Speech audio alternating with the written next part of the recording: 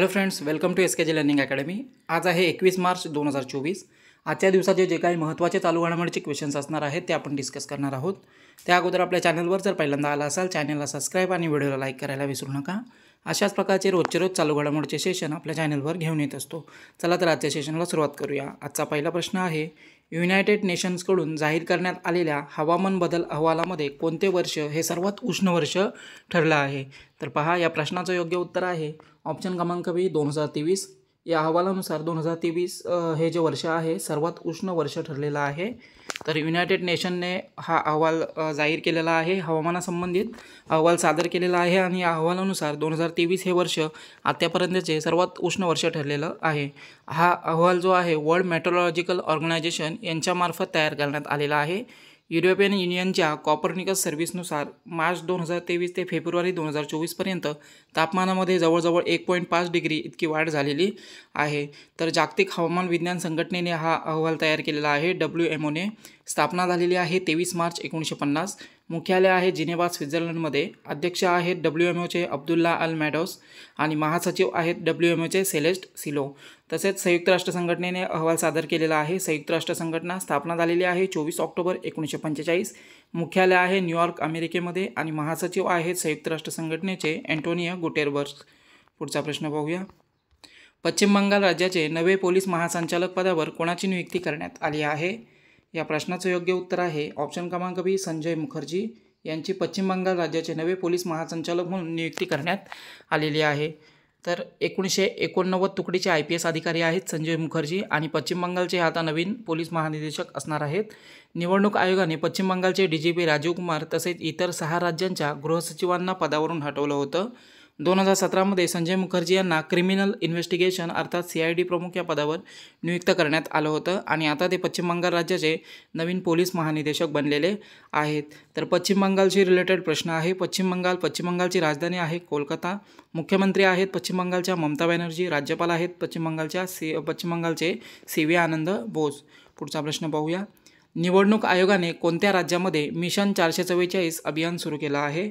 तर पहा, हे अभियान सुरू केलेलं आहे मिशन 444 निवडणूक आयोगाने हे सुरू केलेलं आहे। ऑप्शन क्रमांक डी, हिमाचल प्रदेश या राज्यामध्ये हे मिशन 444 अभियान सुरू करण्यात आलेलं आहे।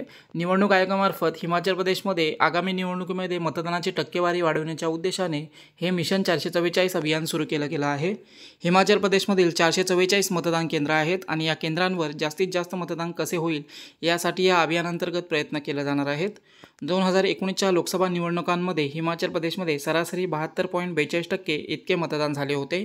हिमाचल प्रदेशमध्ये लाहौल आणि स्पिती येथे 15,256 फूट उंचीवर स्थित असणारे ताशीगांग हे देशातील सर्वात उंच मतदान केंद्र आहे।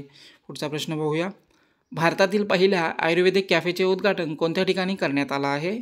तर पहा, या प्रश्नाचं योग्य उत्तर आहे ऑप्शन क्रमांक डी, दिल्ली या ठिकाणी देशातील जे आहे पहिला आयुर्वेदिक कॅफे जे आहे याचं उद्घाटन करण्यात आलेलं आहे। तर दिल्ली येथील शालीमार बागेमध्ये महर्षी आयुर्वेद हॉस्पिटलमध्ये सोमाद आयुर्वेदिक किचन या नावाने देशातील पहिले आयुर्वेदिक कॅफे सुरू करण्यात आलेला आहे। नवीन संकल्पना आहे। आयुर्वेदावर आधारित आहाराला प्रोत्साहन देण्याच्या उद्देशाने या अभिनव उपक्रमाची सुरुवात जी आहे करण्यात आलेली आहे। पुढचा प्रश्न पाहूया। राष्ट्रीय महिला आयोगाने मानवी तस्करी रोखण्यासाठी कोणासोबत सामंजस्य करार केला आहे? तर पहा, राष्ट्रीय महिला आयोग जे आहे या आयोगाने मानवी तस्करी रोखण्यासाठी जे आहे भारतीय रेल्वेसोबत हा करार केलेला आहे। तर राष्ट्रीय महिला आयोग आणि रेल्वे सुरक्षा बळ यांच्यामध्ये मानवी तस्करी रोखण्यासंबंधित एक सामंजस्य करार करण्यात आलेला आहे। मानवी तस्करीच्या 70% घटना या महिला आणि मुलींशी संबंधित आहे आणि या कराराचा मुख्य उद्देश जो आहे महिलांना सुरक्षित प्रवासाचा अनुभव देणे असा आहे। रेल्वे पोलीस या बाबतीत सतर्क राहणार आहेत की रेल्वे नेटवर्कचा वापर महिलांच्या तस्करीसाठी तसेच महिलांवरील जे अत्याचार आहेत या अत्याचाराच्या घटनेसाठी होणार नाही हे भारतीय रेल्वेकडून सुनिश्चित हे केलं जाणार आहे। तर राष्ट्रीय महिला आयोगाशी संबंधित प्रश्न आहे। राष्ट्रीय महिला आयोग स्थापना झालेली आहे 31 जानेवारी 1992। सध्या राष्ट्रीय महिला आयोगाच्या अध्यक्ष आहेत रेखा शर्मा आणि राष्ट्रीय महिला आयोगाचं मुख्यालय आहे नवी दिल्ली या ठिकाणी। पुढचा प्रश्न पाहूया। PM श्री स्कूल योजना लागू करण्यासाठी कोणत्या राज्याने शिक्षण मंत्रालयासोबत सामंजस्य करार केलेला आहे?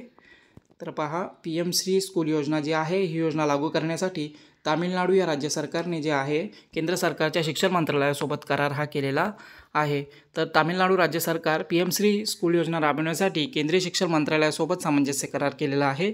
या उपक्रमाचा उद्देश राज्यातील शैक्षणिक गुणवत्ता वाढवणे आणि राष्ट्रीय शैक्षणिक धोरण 2020च्या उद्दिष्टांशी जुळवून घेणे हा आहे. तर तामिळनाडूमध्ये आता हे PM श्री स्कूल योजना राबवली जाणार आहे.